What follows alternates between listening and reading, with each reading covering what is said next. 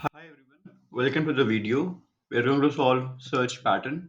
In this question, we are given two string, one with a text and another called pattern. We need to find all the occurrences of pattern in the given text string.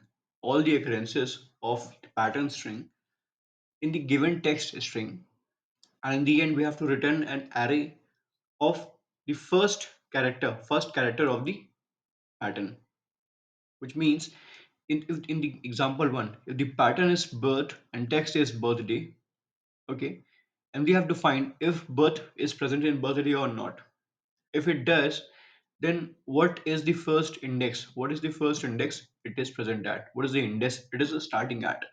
So it starts from the index 0, okay, and then it occurs only once in the text, in the given text. In that case, we will return the index where it starts, but we will return the index as a one base indexing. So we will consider B as index 1 and we return your example 2 will be able to make you clear. Here the text is geeks for geeks and the pattern is geek. And as we know, this geek occurs twice in this given text. First at index 1, since we are considering index 1 base indexing.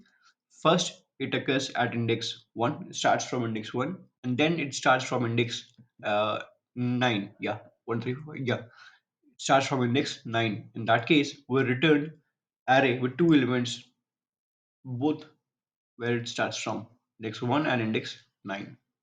Cool. How I will do it? This is pretty simple to do. First of all, I'll create a empty list result to store the occurrences of all such pattern in the given text. Then I will store the length of pattern. Then I will traverse in through the entire text. And we are given expected time complexity as order of text plus pattern. And I am taking only text, length of text. We'll traverse through the entire text, input text which we are given at. Now I will do slicing, check whether this is present or not. If the text which starts from I